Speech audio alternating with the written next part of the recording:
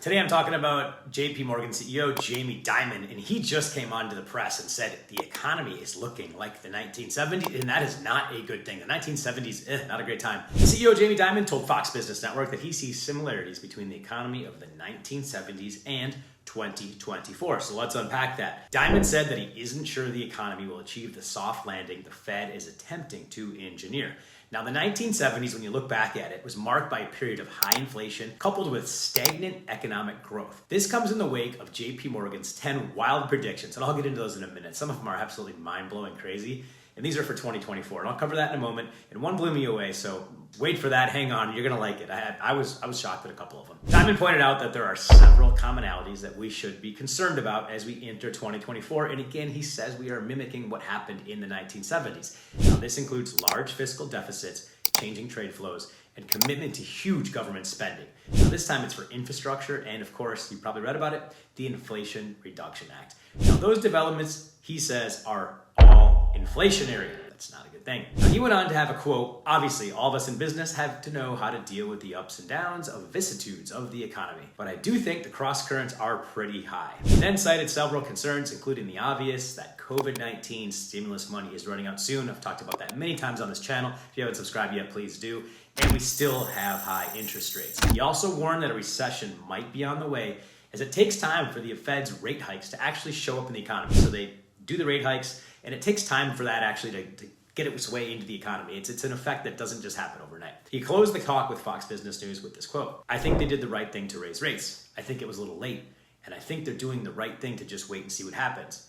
But," and there's a big but, "all of those factors may very well push us to a recession as opposed to the soft landing." A lot of people are saying we're having a soft landing. I'm not one of those people. I read the charts. I subscribe to many newsletters. Please subscribe to me and I'll share that with you. For this reason, it's no secret, you guys, if you follow the channel, that I hold gold and silver at my retirement. I've told you about that many, many times. If you're looking to do the same, there's a quiz below. I'm not going to pressure you into that. It's just my way of fighting what is going on in the economy. So again, you guys know Greg and I are gold advocates, and it depends on your investment horizons and goals, but for me, I feel safe investing in that. Additionally, if you want to join our newsletter, go to tageconomy.org. I'm not going to plug that anymore. You know what to do. You'll get an email that says exactly where I invested, and you can do the same or not. It's up to you. Now, as promised, here's a summary of JP Morgan's absolutely bombshell predictions that they just made for the year 2024. So let's get into that. This one is the one that just kind of took me for surprise. They predicted that Joe Biden withdraws from the 2024 election due to health reasons. Look, there's plenty of footage out there of President Biden look a little wobbly, to say the least, kind of like a drunk guy coming out of a dive bar at 3 a.m.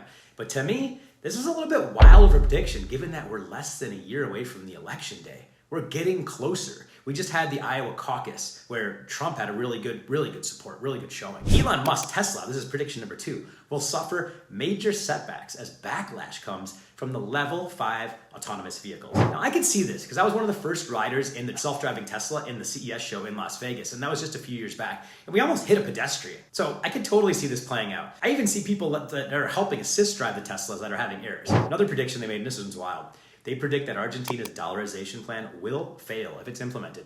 Now, that's another one, again, that I could see happening because in my lifetime, Argentina has not had the best economic times. And I basically live in the capital of South America, which is Miami. And I was very happy to see Messi win a World Cup, being a long-time soccer fan and a fan of Lionel Messi. But Argentina's a mess. They've also got bank stocks doing very well, which I don't really have an opinion on. And I can only add that the evolution of cryptocurrency could actually help the bottom line of banking systems, as I'm a huge believer in the tech. We've talked about Bitcoin many times on this channel. JP Morgan also predicts that the US major cities will face power outages and even blackouts. Now, this list comes from one of the top strategists at JP Morgan, so let's look into each one of these big predictions a little bit further. Now, on the Joe Biden front, they state that Biden will withdraw sometime between Super Tuesday and the November election, and they're citing health reasons for this. He's then said to pass the torch to a replacement candidate that at the time will be named by the Democratic National Committee. What are you guys' thoughts on that? Leave me a comment below. I think that's wild. That's a bold prediction. I know he's got a low approval rating, so it kind of makes sense on one hand, but the timing to me, on the other hand, just seems very off. We are near the election. We're months away. Now, the Tesla thing. Real world conditions like San Francisco and Austin, there's been all sorts of issues. You can dig them up online. These driverless cars have blocked ambulances, rushing people to the hospital. Very, very bad. They've gotten away with emergency responders, and they've even caused numerous accidents. So I could see the prediction about Tesla coming true. I really can. And I mean, let's be honest. People in Florida, they drive terrible, but this is bad. Further, there's even been issues that are reported with the level 2 driving. And what that means is that there's a driver actually overseeing the operation of the self-driving Tesla. So you can override it and control it and stuff like that. And they've still had issues. If you ask me, there's a lot of people that have a hard on for Elon Musk just because of the way he portrays himself, the way he acts, and they all want him to fall in line. He's a bold guy. He's in your face. He's enigmatic. We all agree, right?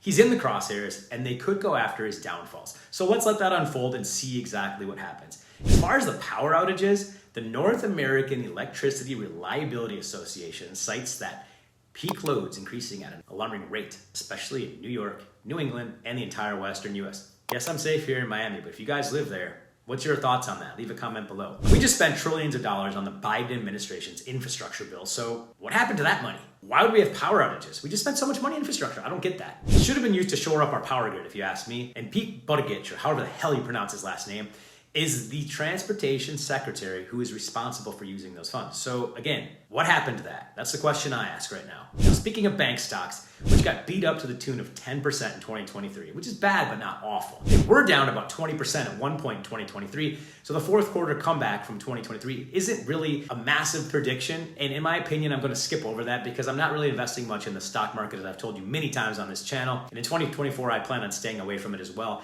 I'm pretty much married to my gold, silver, and crypto. As we enter 2024, the fact remains, and this is scary, that we spend $3 trillion annually on defense spending, which is more than we do at home for this budget. Nobody really knows where the money is going. Let's be honest. No one knows. No one knows. Money's just disappearing and we're printing more. So that is not a good sign. This confirms that we're in scary times, my friends and followers. So pay attention, subscribe. Hear my next updates on the economy. I'm going to keep you posted on everything I read. Democrats want to spend more money on Ukraine and the Republicans don't. So let's see how that plays out. And hey, we're in election year. We've talked about it many times. It's going to get dicey and it's escalating with each passing month. On February 3rd, which is right around the corner, the Treasury runs out of money. So keep an eye on that. That's a key date. Subscribe here. Again, I know I've told you a few times, but you guys should be. I'm going to keep you posted on what happens there. Lastly, the telltale sign of where today's economy is at. Consumer credits skyrocketed in November by $27.5 billion. That's with a B.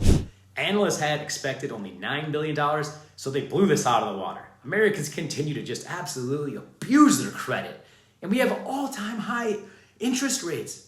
What are people doing? I don't know. This comes on the heels of one of my previous videos that I shared with you, where I talked about how 1/3 of American families actually decided to not exchange Christmas gifts to save some money. Yet, we are killing credit cards right now. We're absolutely murdering them. We're using them like they're gold. So if you have some people hunkering down, making smart moves, cutting spending, being smart, investing in safe haven assets like I talk about, like gold, and then you've got people who want to go bankrupt because their credit cards are just so important to them. They want to live like the Joneses and keep up with them, and they're taking out personal loans. That is trouble for the economy. Homelessness is going to go up. It's very bad. It all spells a lot of trouble, and that puts a bow on this episode of Tag Economy. Hopefully you learned some things, and I'd like to hear your thoughts about the predictions that JP Morgan made, as well as my takes on those as well. Again, there's a link below if you want to check out gold. Please join our monthly newsletter, tageconomy.org. We do not spam. We send like one email a month. And not only that, you will get access to exactly what company I use for gold. I'm Tim with Tag Economy. Thanks for watching. Again, subscribe, comment below. We